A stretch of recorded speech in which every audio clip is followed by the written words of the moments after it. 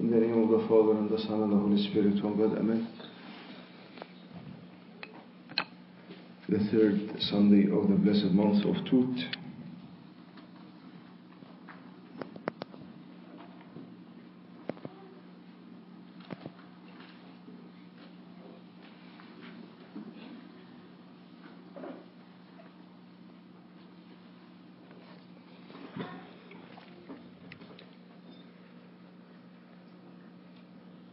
The famous story of the Lord visiting the house of Zaccheuos, and how Zaccheuos was diligently seeking to see the Lord. This is one of the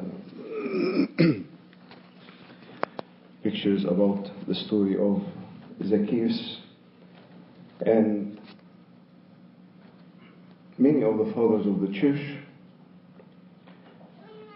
spoke about different stories or different themes in this beautiful story, but St. Cyril, with God's grace, will speak about one aspect of it.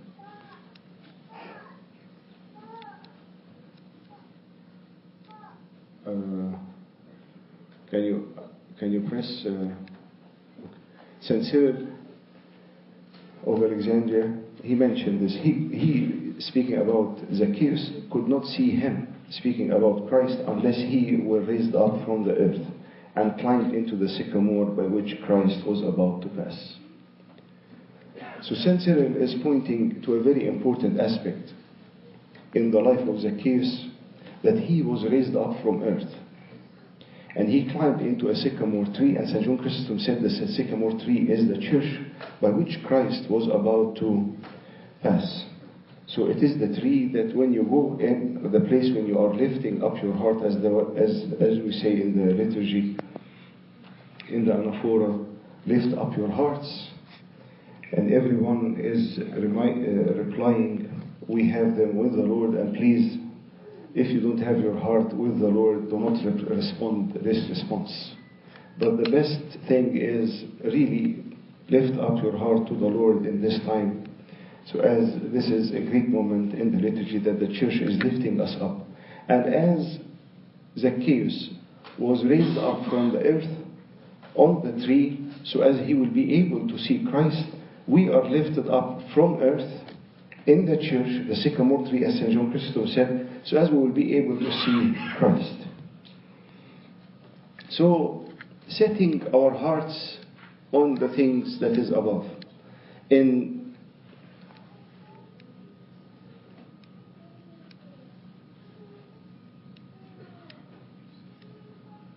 setting our hearts on heaven.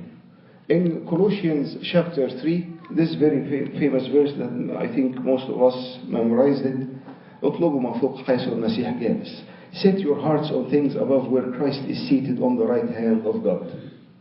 And it is a very clear commandment from the scripture. Set your hearts on the things that is above. To make sure we don't miss the importance of thinking of the heavenly and thinking of eternal life. God is sending us many messages through the events that is happening around us. Recently, the departure of one of the youth in the church of San Marina. For those, I didn't know him personally, but from the stories that has been told about him, a young man, very healthy, even in the Air Force, very hand-picked youth. And there is the time that God said, this is the end of the life of this righteous young man whom I want to save him from the trouble of the earth. I will tell you a story that happened while I was in high school. Maybe some of you know that person very well. His name was George Safwat, and he was in engineering school, and it happened that my home and his home is in front of each other.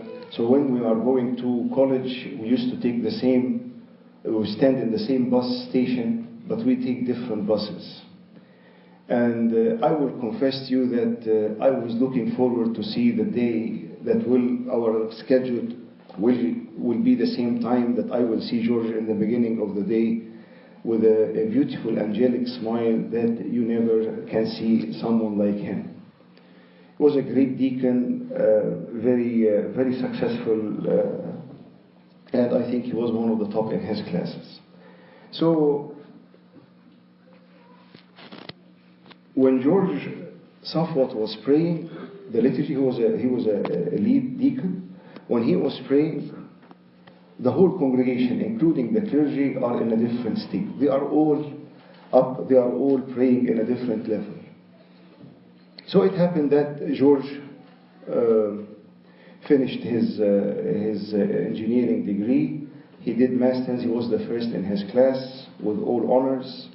And in the day that he received the degree of his masters, he had a car accident and he passed away. It was a very devastating news. All the church, it's very, when the death of someone who is young, healthy, no problems in their life, it is very, very powerful, and it impacts everyone, those who know him deeply and those who even just encounter with him very, very rarely.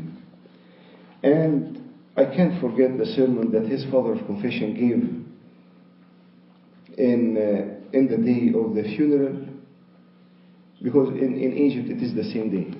You don't have this time to wait. It is the same day. Most 90% of the time it is the same day. The funeral is the same day of the departure of the person. And Abuna said this. His name is George, and he said, I know that God told George, it is enough for you. And everybody was wondering why he is saying this. Abuna is saying this. And he said that George was tomorrow going to the monastery of St. Macarius to give his life and live as a monk all his life. And God told him, it is enough for you. You don't need to go through all of this. You don't need to go through all of the troubles and all. It is enough. كفاك تعبا. And sometimes we are working, busy. And when we are busy, we are not even looking forward. We are as if we are burdened, looking down on the ground, pushed down with all the burdens that we are having, not able to even have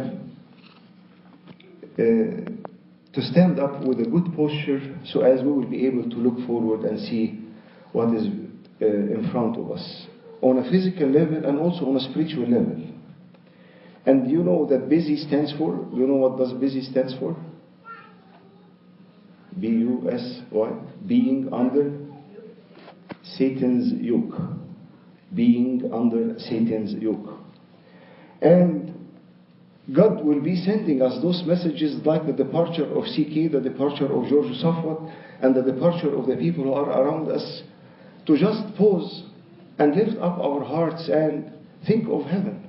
And think of what is the second life.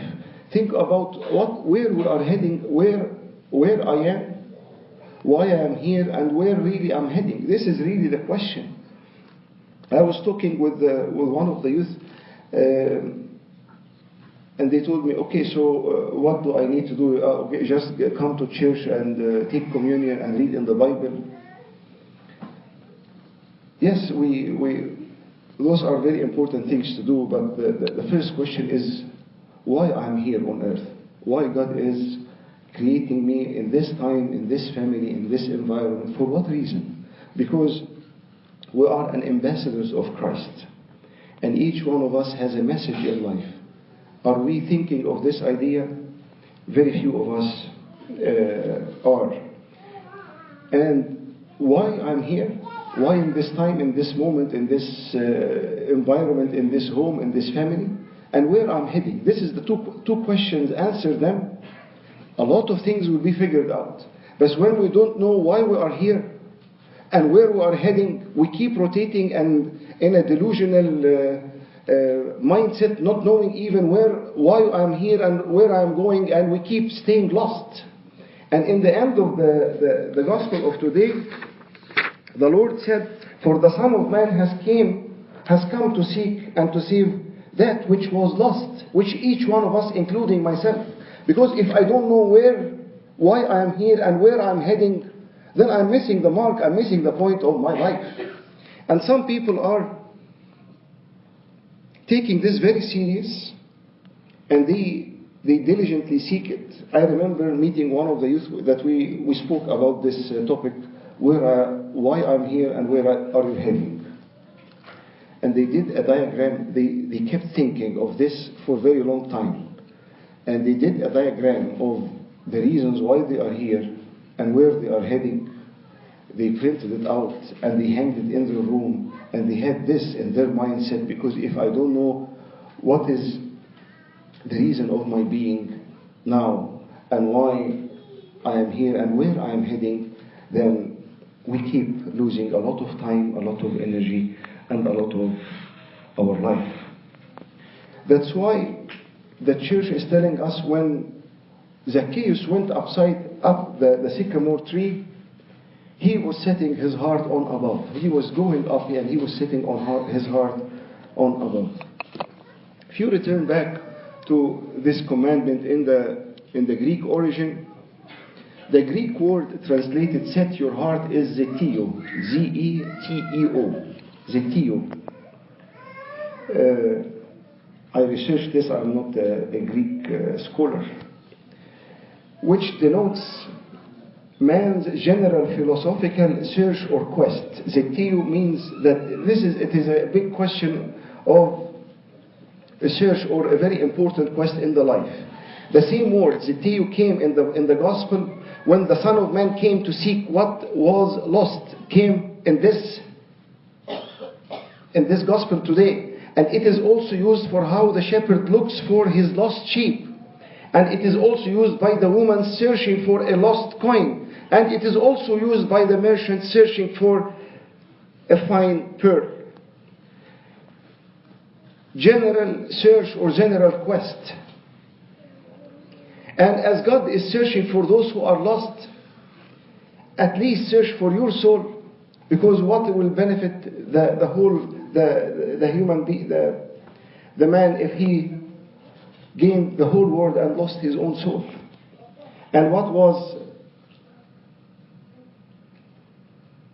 so the Son of Man came to seek what was lost. Seeking, searching, zeteo, set your heart on the things that is above. This is the same exact word. So the same exact word in the gospel of today, that the Lord came to seek what was lost, is the same exact action that Zaccheuos did, because he was seeking, going up to see the Lord. And the same commandment that the St. Paul is telling us in Colossians chapter 3, verse 1, set your heart on things that above. Set your hearts on things above. We are thinking of the new phone that is released, the new watch that is released, the new home, the new upgrade, the work. We are thinking of the things that is from the ground and from the herbs. And we are trying to convince people that even if it is from the ground, this is something good that you can use. We are obsessed with things that has no value. So, if you want to put zeteo, the same Greek word, in action, this is how it means. It is diligent, active, single-minded investigation. Diligent, active, single-minded investigation. You are searching, but you search. You know, if you lost your wallet and you are stuck and you are sending someone of your kids to search for the wallet, the first one will go with their phones and Dad, don't worry about it. I will get it for you. And they are on their phone, wandering in the park, not knowing where they are heading, and you keep calling them, and they don't worry, I'm on it. And they are chatting, and they are Snapchatting, and they are sending messages, and they are distracted.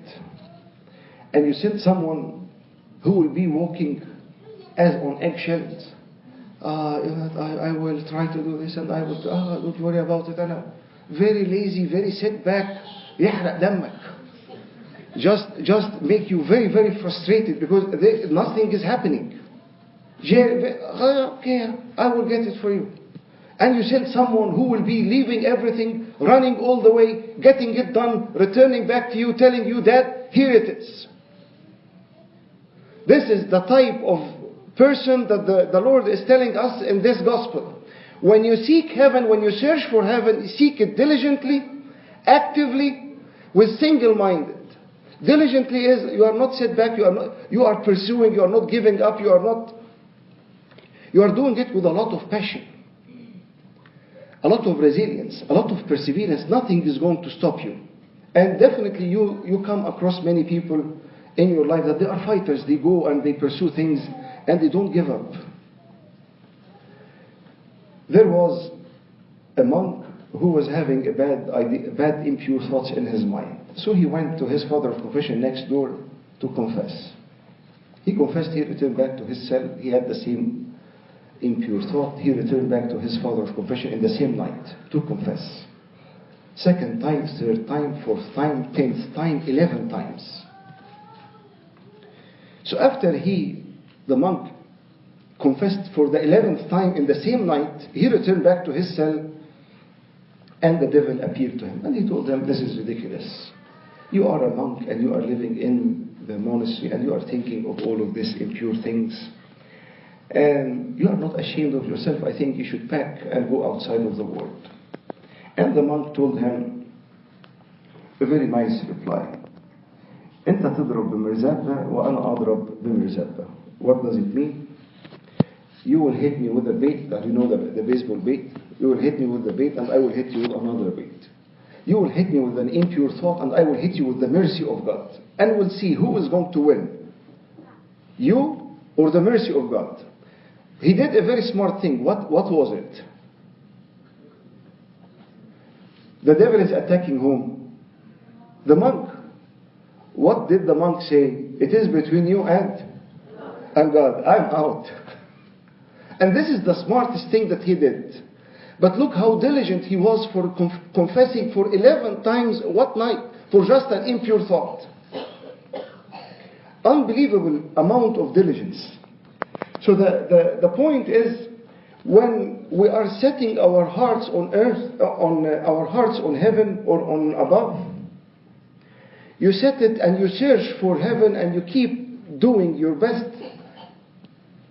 diligently, actively, single-minded. Actively is with a lot of energy, a lot of.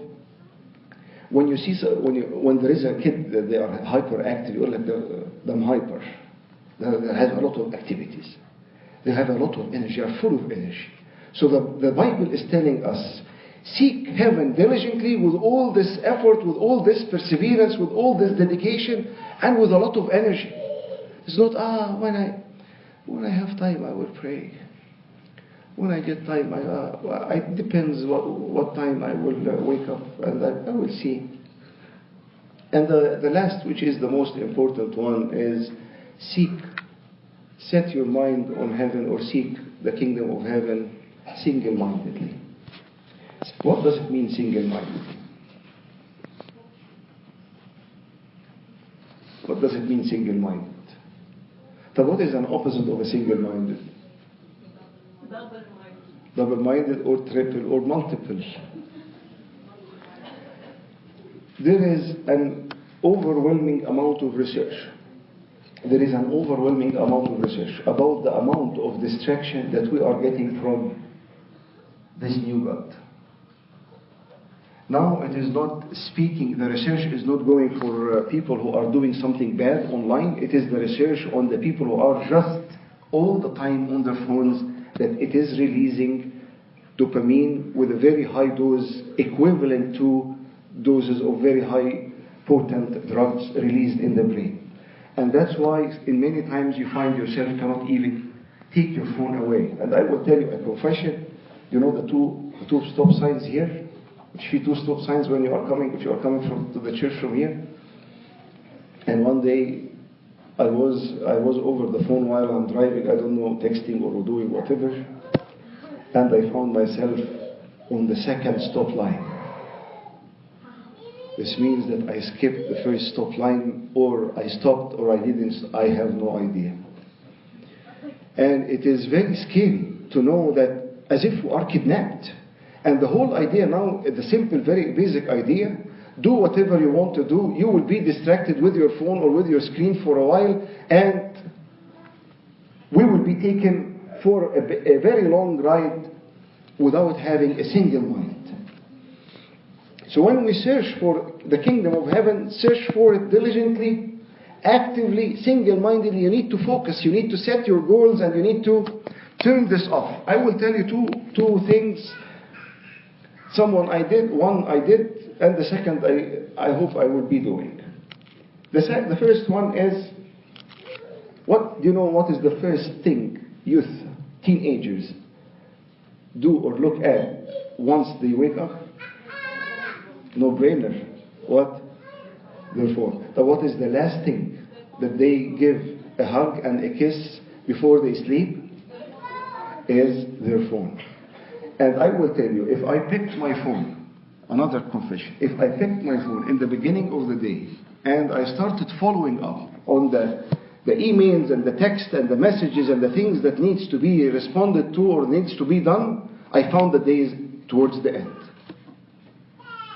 I find myself didn't pray, didn't read in the Bible, didn't have quite time, have nothing, done nothing. And by this simple trick, we are kidnapped for life. This is truly what is happening. So a nice idea, once you wake up, you open your eyes, you make the sign of the cross, and bow down, as Pope Paul used to do, and he used to pray the very short psalm, the first psalm in the 11th hour. Praise the Lord, all you nations, bid the people praise His name, for His mercy endures forever. This is the psalm. سبحوا رب يا جميع الأمم وكبرياتك فتشوف أن رحمته قد سبقت علينا. This is the psalm. Pray the psalm and put this phone upside down and don't touch it. Don't touch it. Do whatever you want to do.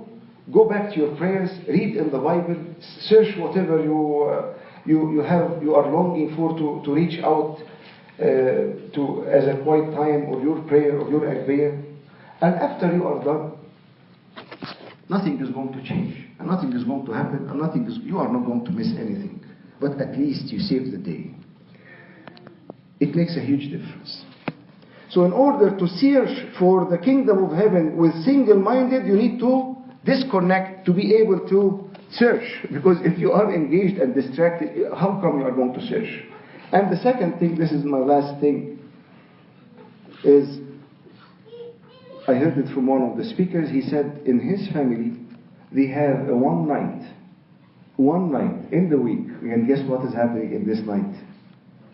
0 screen. Ya nahar iswid. This is a nightmare for the parents. By the way, the parents, they are in charge. You are not.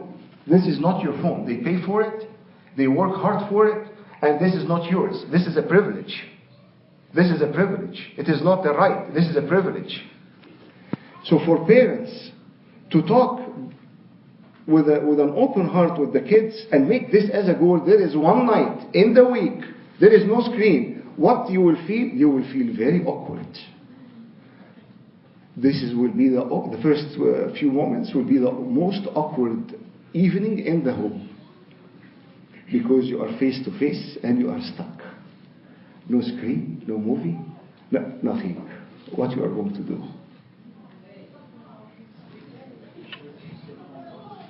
T-shirts with cell phone on it, and those will count, no screen. You will think to open the Bible. You will think to communicate. You will think to eat together while looking at each other. You will think to hug. You will think to walk around the home. You will think to go for an ice cream. You will think to do something that normal people has been doing for a very long time in many years. But now we are moving and heading to destruction that is being obvious. I was attending a conference, and I attended around 12 hours of lectures. Different people from different sects in the whole world.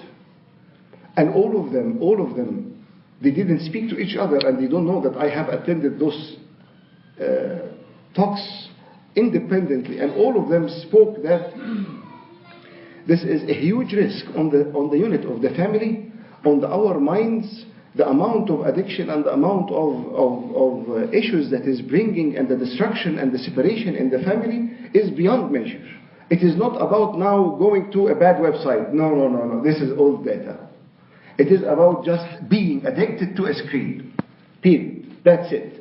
So when the Bible is telling me, seek and search for heaven diligently, actively, with single-minded يعني focused.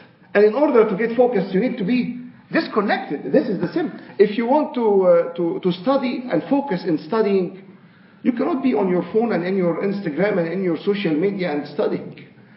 You will never be able to study. May God give me and give each one of us that we will seek His kingdom diligently, actively, single-mindedly. To Him is the glory forever and ever.